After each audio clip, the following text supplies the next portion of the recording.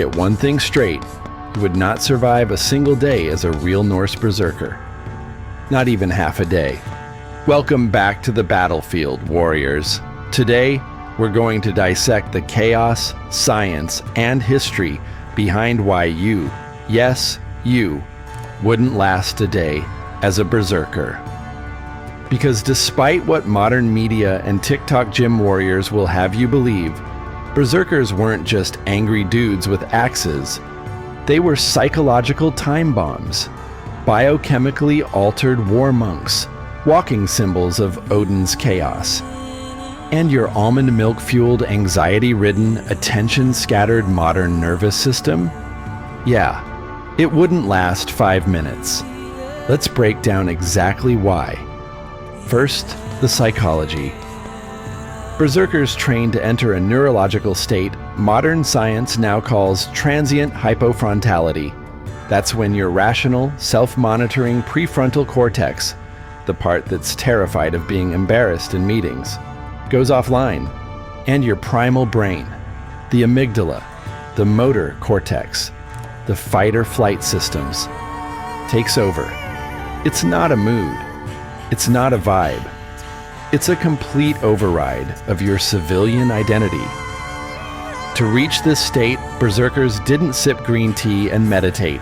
They fasted, they hyperventilated, they screamed, they took psychoactive mushrooms, possibly Amanita muscaria, until the battlefield looked like Ragnarok. You, meanwhile, can't function if your phone drops below 20%. Let's dig deeper. Neurologically, the Berserker state disrupts what psychologists call the default mode network, the internal monologue that fuels anxiety, ego, and overthinking. When that shuts off, you stop second-guessing, you stop analyzing, and all that's left is instinct. Modern performance psychology calls this the flow state. Athletes train for it. Berserkers weaponized it. But today, we treat rage like a pathology. We diagnose intensity. We medicate drive. They ritualized it and won wars. Second, the history. The sagas Hrafnsmal, Ynglingasaga, Vatnsdælasaga describe Berserkers charging into battle shirtless, armorless, biting their shields, howling like wolves. They didn't flinch when arrows hit. They didn't feel pain. They didn't retreat. Why? Because they weren't trying to stay alive. They were trying to enter Valhalla. According to Norse belief, dying in battle was the only guaranteed ticket to eternal glory. So fear of death? That was gone. Erased by mythology. Reinforced by ritual. Fueled by belief. You cancel plans because you feel overwhelmed. Berserkers didn't need motivation.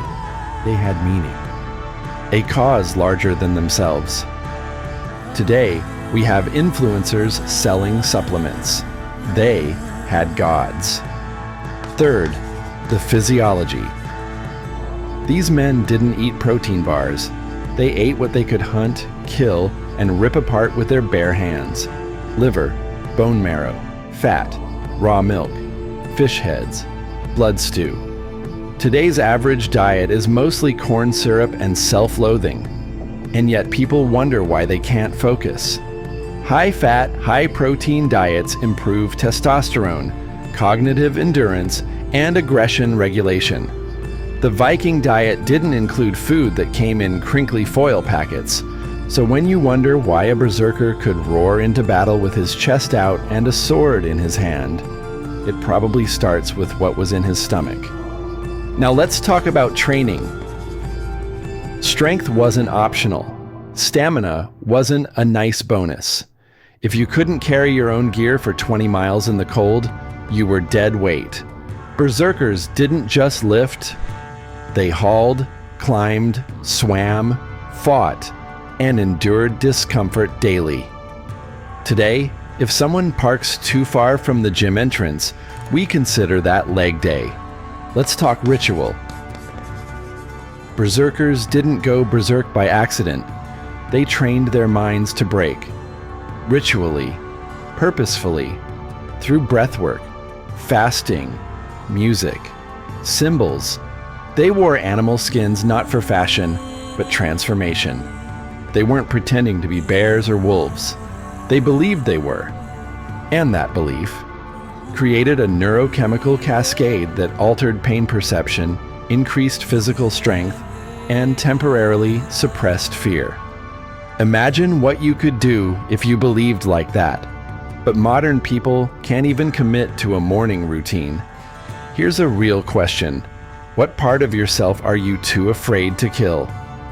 Because that's what the Berserker did. They killed the identity that feared pain. They murdered the version of themselves that asked permission. They weren't raging, they were free. Meanwhile, modern self-help tells you to visualize success and make a vision board. The Berserker's vision board was covered in blood and enemy skulls. But hey, you do you. Here's the thing. You probably couldn't survive a day as a Berserker, but you can learn from them. Because beneath the ritual, beneath the chaos, is discipline, focus, presence. Discipline isn't about being calm. It's about being in control of your own chaos. And that is what makes you dangerous in the modern world. So no, you wouldn't survive a day as a Berserker. But maybe you could survive your own life a little better if you trained like one. Start small. Cold showers, intermittent fasting, heavy compound lifts, controlled breathing under stress. One hard thing per day. Modern Berserker isn't a costume. It's a practice. Comment, like, subscribe. Sharpen your mind. Sharpen your rituals. And stop pretending your ancestors went to war so you could panic over Instagram. See you in the woods.